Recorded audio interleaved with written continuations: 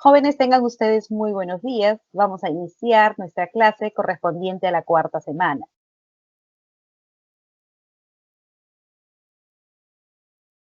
La clase anterior analizábamos la naturaleza jurídica de la demanda y nos referíamos a ella como un acto jurídico procesal. Hablábamos también que esa demanda tiene requisitos de fondo y de forma que finalmente tienen que ser calificados exhaustivamente por el juez. Y una vez de que esta era calificada, teniendo en cuenta los requisitos de admisibilidad y procedencia, él tenía que expedir automáticamente el auto admisorio. Obviamente que en los procesos ejecutivos se encuentra comprendido en el mandato ejecutivo. Una vez que el juez, eso para aclarar, una vez que el juez emite el autoadmisorio, automáticamente se produce el emplazamiento. Ojo, y eso es lo que vamos a ver ahora. ¿En qué consiste la contestación de la demanda, la reconvención, los requisitos y trámite, así como también la figura jurídica de la rebeldía y los efectos? Nosotros sabemos, y teniendo en cuenta que aún nos encontramos en etapa postulatoria y que ya se ha expedido el autoadmisorio con la calificación debida del juez, sabiendo que la demanda como acto jurídico procesal, como derecho de acción de la parte que aparentemente se encuentra afectada, es que ésta tiene que ser emplazada al demandado, con el único objeto de que él pueda contestar y hacer uso de su derecho de contradicción.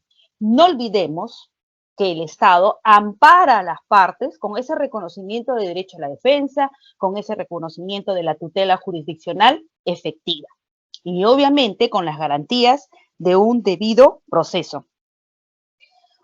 La clase anterior fijamos claramente que con el emplazamiento válido, aquí ya se establece la relación jurídica procesal. Y nunca se olviden, para que esta relación jurídica procesal sea válida, que voy a seguir con esto, esta debe tener claro las condiciones de la acción y los presupuestos procesales. Muy bien, fíjense ahora que estamos en toda una continuidad. Así como en las matemáticas aprendemos a identificar los números, a sumar, a restar y así de manera progresiva, de igual forma en el derecho procesal civil vamos a verlo de manera progresiva, cómo comienza y cómo termina. Para ello ustedes ya tienen bien claro cuáles son las etapas del proceso civil. Y nos encontramos en la primera, que es la postulatoria. Comencemos entonces con el desarrollo de esta cátedra con las orientaciones que claramente están en las diapositivas. Muy bien, veamos entonces la figura jurídica procesal de cómo se da la contestación de la demanda. ¿Qué implica contestar la demanda? Obviamente que este va a ser todo un medio de defensa de fondo que tiene el demandado, por ese derecho de la contradicción. Por eso es que el juez lo emplaza para que él conteste con una debida notificación. Pero no olvidemos que la contestación de la demanda tiene una doble carga procesal. ¿A qué se refiere? Primero, que el demandado tendrá que comparecer ante el órgano jurisdiccional al contestar la demanda, obviamente. Y segundo, la de satisfacer el emplazamiento a través de la contestación de la demanda. ¿Y por qué se dice la de satisfacer? Porque esta contestación de la demanda también debe de ser calificada jurídicamente. Ustedes saben que cuando se habla la posición del demandado frente a una notificación de la demanda, acá hay dos situaciones. Mencionaba que tiene una doble carga procesal esta contestación de la demanda. Muy bien. Y una de ellas es comparecer. Pero ¿qué parece si no comparece? Cuando no comparece, no se olviden que se le declara rebelde y lo vamos a analizar más adelante. Y cuando comparece, doctora, acá se dan dos situaciones. Uno que es contestar, en la cual él va a admitir los hechos expuestos, reconoce los hechos expuestos o va a reconvenir, que también se les voy a explicar esa figura jurídica. ¿Y qué pasa si no contesta? Se le declara la rebeldía, se le puede dar también la figura jurídica del allanamiento o puede también deducir excepciones, que también lo vamos a explicar. Continuemos entonces analizando esta figura jurídica procesal. Mencionábamos que ella es un acto procesal del demandado que se va a materializar con ello el principio de bilateralidad. ¿Y por qué esta figura? Justamente porque acá se va a identificar claramente a las partes, ya que al contestar la demanda hace uso de su derecho de defensa y derecho a la contradicción. ¿Qué implica también contestar la demanda?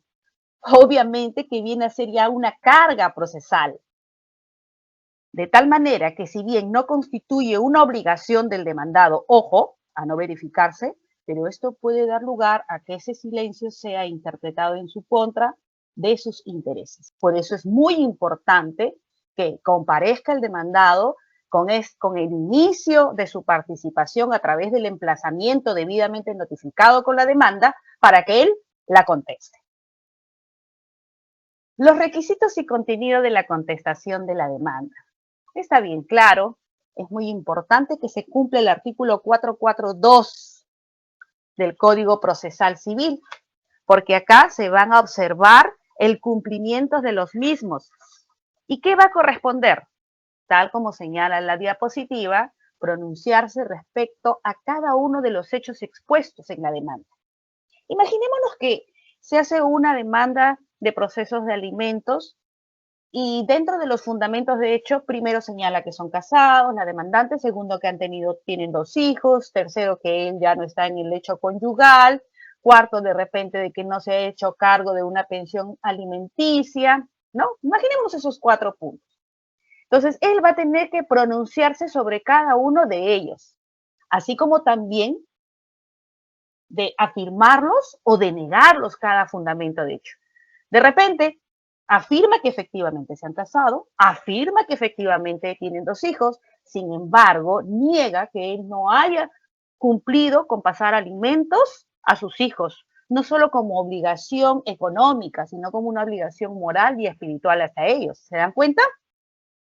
Por eso es muy importante este segundo ítem donde él puede pronunciarse de manera asumiendo el silencio, contestando a cada una de ellas, afirmándolas o negándolas en todo o en parte. Obviamente que es muy importante que el juez considere todo ello porque de acuerdo a lo que él exprese y lo amerite con los medios probatorios, el juez le va a dar un reconocimiento de verdad a todos los hechos alegados, ¿cierto? Si él presentó, por ejemplo, que ha cumplido en pasar alimentos y presenta los vouchers desde el momento de que él deja el hecho conyugal, entonces automáticamente el juez lo va a tener que reconocer como alegados el momento de calificar los medios probatorios. ¿Estamos de acuerdo? Muy bien. El tercer punto es reconocer o negar categóricamente la autenticidad de los documentos que se le atribuyen. Cuando la demandante presenta medios probatorios, él puede aceptarlos en todos o en parte o negar la autenticidad de los mismos que alega la parte demandante. Ahora, si él no se pronuncia sobre ello, ese silencio puede ser apreciado por el juez, ojo, como reconocimiento o aceptación de recepción de los documentos, que es diferente, por ejemplo, en el derecho penal. El silencio amerita situaciones diferentes. Cuarto, es muy importante que el demandado exponga los hechos en que se funda su defensa en forma precisa, ordenada y clara. Y para ello, cada fundamento de hecho, nunca se olviden, debe de ofrecer medios probatorios. Y acá yo les invoco que cuando ustedes planteen su demanda, cuando pongan, ofrezco estos medios probatorios, por ejemplo, el medio probatorio ponen documento original de matrimonio. No lo pongan así tan frío. Pongo documento original del certificado de matrimonio que evidencia que existe un vínculo jurídico de las partes a través del matrimonio. Cada prueba, cuando ustedes pongan en los medios probatorios, cada prueba ustedes tienen que poner adjunto tal prueba para demostrar tal cosa. adjunto tal prueba para demostrar tal cosa. Por ejemplo, adjunto los vouchers de los meses tal, del año tal, que prueba que he cumplido en pasar alimentos a mis hijos desde que he salido del hecho conyugal hasta la fecha.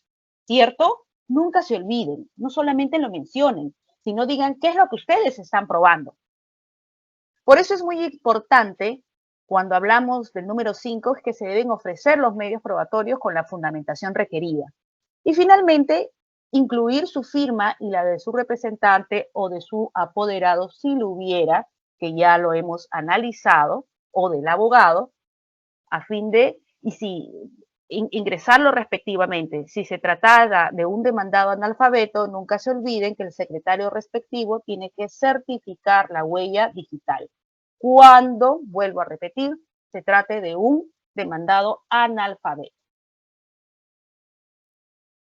Continuemos.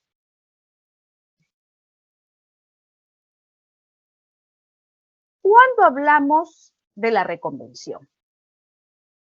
Hace un momento les mencionaba que el demandado puede contestar, ¿cierto?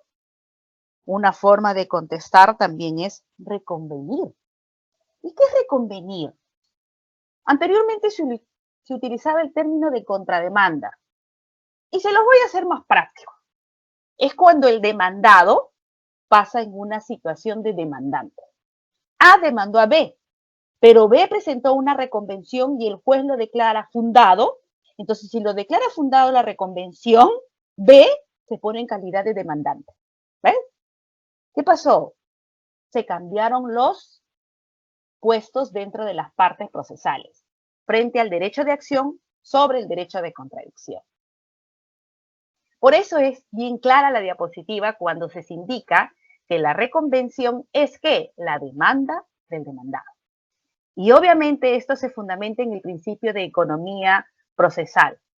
Aquí el ejercicio del derecho de acción por parte del demandado, por lo cual solo puede ocurrir en un proceso ya iniciado en el cual éste haya sido emplazado.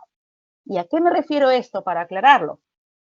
El demandado contesta la demanda haciendo uso de su derecho de contradicción, ¿cierto? Pero si él presenta la reconvención y lo declaran fundado, automáticamente él está ejerciendo su derecho de acción.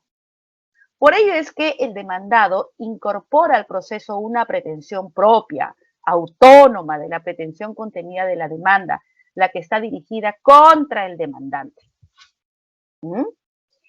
Si yo planteo la reconvención, vuelvo a repetir, sobre la demanda y me lo declaran fundado, entonces yo prácticamente voy a incorporar mi pretensión por derecho de acción y ya voy a estar en condición de demandante. ¿Y qué pasó con el demandante inicial? Él estará en condición de demandado y podrá ejercer sus derechos de contradicción, como por ejemplo presentar las excepciones, etc. Cabe recordar que el plazo para reconvenir es el mismo que para contestar la demanda y obviamente estará señalado en la resolución correspondiente. Si un demandado contesta la demanda antes del vencimiento del plazo, en tal fecha deberá, ¿qué cosa? Interponer la reconvención, porque tú ya estás marcando el plazo. Continuemos. Aclarado esto, entonces la reconvención, que no es otra cosa más que conocido como la contrademanda, cuando el demandado pasa en condición de demandante. El artículo 445 me señala la naturaleza jurídica de la figura de la reconvención. Por ello es que se indica que ella se propone en el mismo escrito en que se contesta la de la demanda. ¿Lo puedo hacer, doctora? Por supuesto. Cuando tú contestas la demanda, ahí mismo pongo contesto demando y formulo reconvención en tu petitorio. En la forma, ojo, y con los requisitos previstos para esta en lo que corresponda tal como señala la ley. La reconvención es admisible y no afecta la competencia ni la vía procedimental originales, y eso hay que tenerlo en cuenta, ¿ok? Si la reconvención es procedente, y si la pretensión en ella contenida fuese conexa, pues, ¿no?, con la relación jurídica invocada en la demanda, en caso contrario será declarada improcedente. ¿Por qué decimos eso? Porque obviamente cuando yo planteo la reconvención, tiene que estar sistematizada frente a la relación jurídica invocada en la demanda. No puede ser con una sustentación o una pretensión diferente. No, tiene que estar relacionada con la demanda. En base a esos fundamentos de hecho y de derecho es de que yo planteo la reconvención. De lo contrario, el juez me lo va a declarar improcedente de plano. Ahora, hay que aclarar también que el traslado de la reconvención, si yo contesto demanda y planteo reconvención, el juez lo va a trasladar al demandante para que él también fundamente y se pronuncie sobre cada uno de los fundamentos de hecho y de derecho que ha planteado la contestación de la demanda y la reconvención el demandado. ¿Por qué? Porque tiene derecho también a defenderse y a contravenirla si fuese el caso. Por ello es que el traslado de la reconvención se confiere también por el plazo y en la forma establecida para la demanda, debiendo ambas tramitarse conjuntamente y resolverse en la sentencia. Muy bien, jóvenes, continuemos analizando cada una de estas figuras jurídicas. Cuando hablamos de la rebeldía, también se los mencioné en un primer momento. Será el emplazamiento de la demanda y esta puede ser contestada y no contestada, ¿cierto? Cuando no comparece, nunca se olviden, porque acá hay dos situaciones. La posición del demandado frente a la notificación de la demanda es no comparecer y comparecer. Si no comparece, es porque se le declara la rebeldía. Y esto obviamente corresponde a la actitud del sujeto procesal, en este caso el demandado, en la cual se va a abstener de ejercitar sus derechos o cumplir sus obligaciones dentro de un proceso. ¿Saben por qué? Porque no contesta la demanda. Cuando el demandado, sencillo, no contesta la demanda dentro de los plazos correspondientes que señala la ley y que es debidamente establecido en el autoadmisorio, siendo emplazado y notificado debidamente, entonces el juez lo va a declarar rebelde, que va a ser la posición del sujeto procesal, ojo, en este caso el demandado, que no comparece cuando es debidamente emplazado. Muy bien, no le vamos a dar mucha vuelta a esto porque es algo sencillo. Entonces, ustedes ya saben cuándo se habla de la figura jurídica de la rebeldía dentro del derecho procesal civil. Esta figura jurídica claramente está establecido es que cuando es debidamente desplazado, tal como señala la diapositiva, y este no contesta la demanda, entonces automáticamente se le declara rebelde. ¿Ok? Listo. También se entiende la rebeldía como una conducta omisiva de completa inactividad. Por eso algunos se refieren a ella como un acto procesal negativo. ¿Y por qué negativo? Porque definitivamente el juez lo que necesita, por ejemplo, es escuchar a las partes, mantenerse en una situación de imparcial, de que se respete todos los principios procesales en relación, por ejemplo, al demandado, a fin de garantizar que lo resuelto esté acorde a la ley y dentro del bien común, porque hay demandas o procesos judiciales civiles que definitivamente involucran a la sociedad. Por ello es que se busca evitar con esta institución que el proceso quede en suspenso, que no se altere la secuela regular del proceso. Continuemos analizando cada una de estas figuras jurídicas.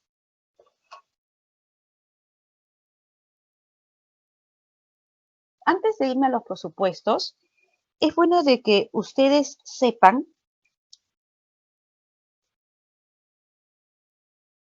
que el Código de Procedimientos Civiles trataba esta institución en forma desordenada y dispersa.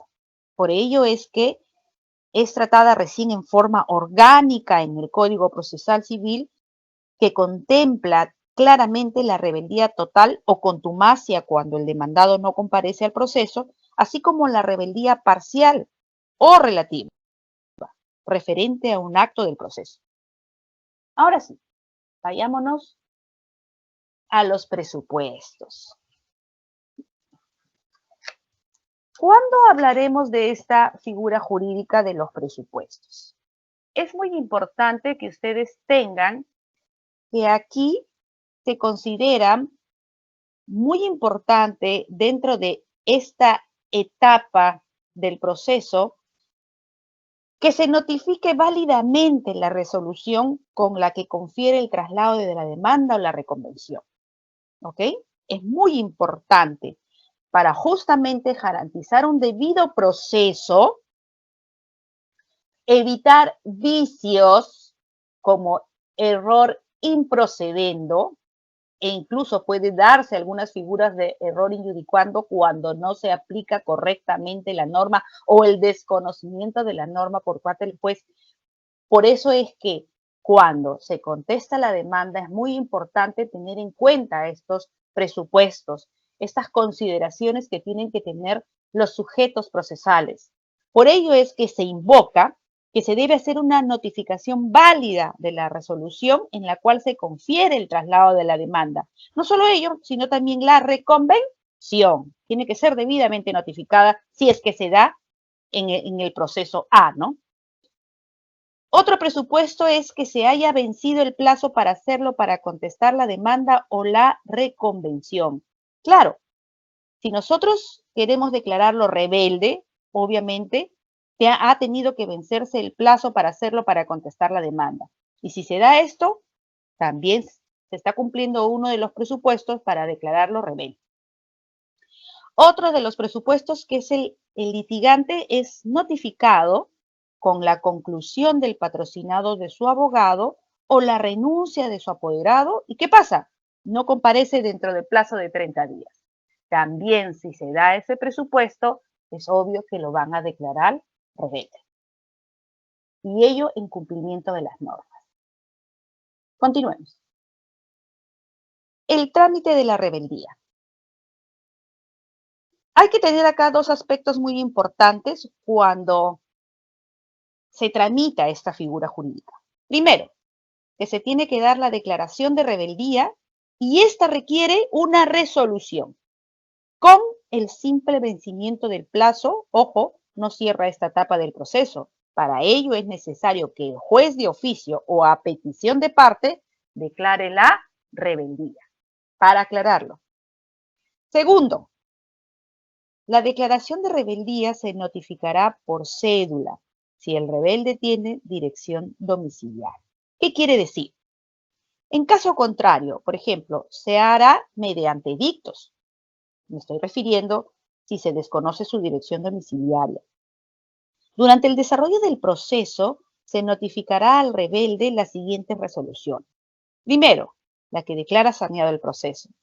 Segundo, las que se citen para audiencia, la citación para la sentencia misma y la resolución con la que se requiere el cumplimiento de la sentencia. Estas resoluciones se considerarán notificadas el mismo día en que fueron notificadas a la otra parte. Para ello es que ustedes tengan conocimiento que si bien me declararon rebelde, no significa que en las siguientes etapas del proceso en la cual se emitan resoluciones, autos, no se le notifique. Lo van a notificar para que él tome en cuenta y pueda apersonarse, pero esto no deja sin efectos el hecho que se le haya declarado rebelde, ¿ok?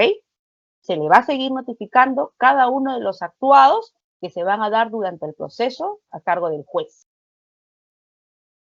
Por ello es que existen efectos de la rebeldía. ¿Mm? Y dentro de esos efectos de la rebeldía, implica que una vez declarada esta figura jurídica, el juez pronunciará sobre el saneamiento del proceso. Quiere decir, si declara saneado el proceso, automáticamente procederá a expedir sentencia sobre la base de la presunción legal relativa de verdad. ¿Y por qué decimos presunción legal relativa? Porque no he escuchado la otra parte, no se ha pronunciado con la figura jurídica de la contestación de la demanda. ¿Cuál será el otro efecto? Que la declaración de rebeldía causa la presunción legal relativa sobre la verdad de los hechos expuestos en la demanda, salvo en los siguientes casos. Ojo, o sea que no, ahí sí no va a haber presunción relativa sobre la verdad. Hay excepciones. ¿En qué excepciones, doctora? Uno, que habiendo varios emplazados o demandados, alguno conteste la demanda.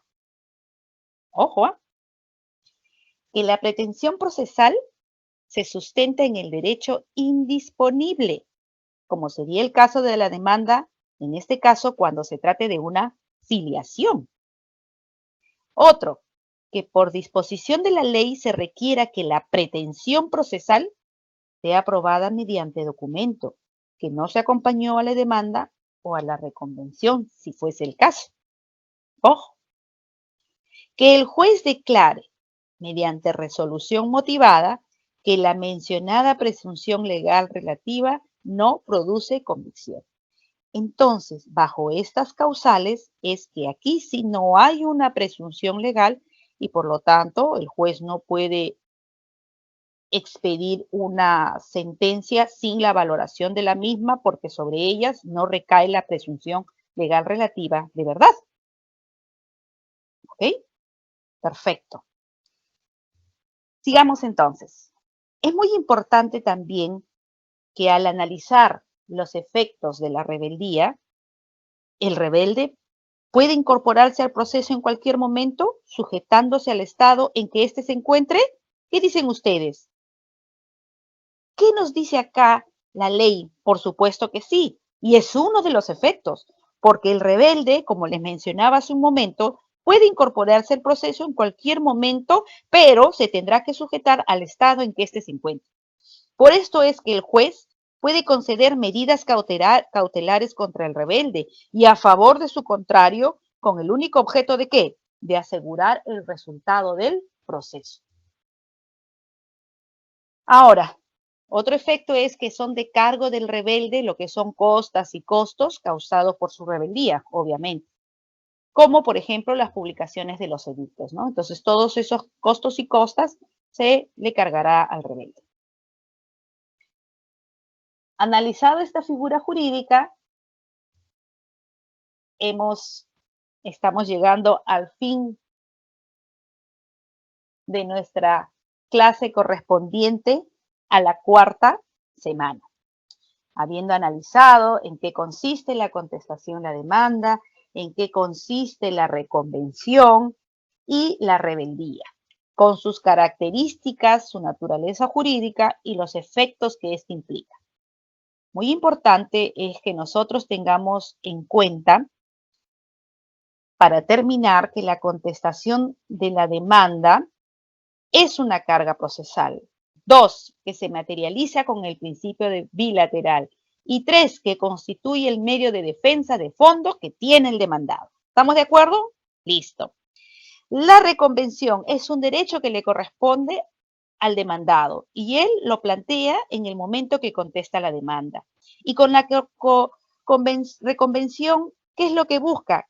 Que él pase de una situación de demandado a una situación de demandante. Muy bien, es muy importante, sabiendo de que antes se le conocía como la contrademanda y ahora con la figura de la reconvención, que no es más que el género mismo, mientras que la contrademanda es la especie, para poder aclararlo.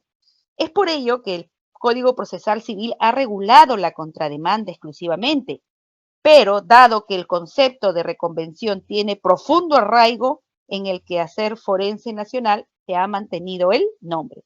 Por ello es que decíamos hace un momento que se le conocía con el nombre de contrademanda, pero es bueno aclarar que las figuras jurídicas en el derecho son precisas, ya que la reconvención es el género y la contrademanda es la especie. Terminando y aclarando cada una de estas figuras jurídicas, sabemos que tanto la contestación de la demanda como la reconvención tienen requisitos señalados en las mismas en el Código Procesal Civil, las cuales deben de cumplirse de fondo y de forma. Muy bien, jóvenes. Conmigo será hasta la siguiente semana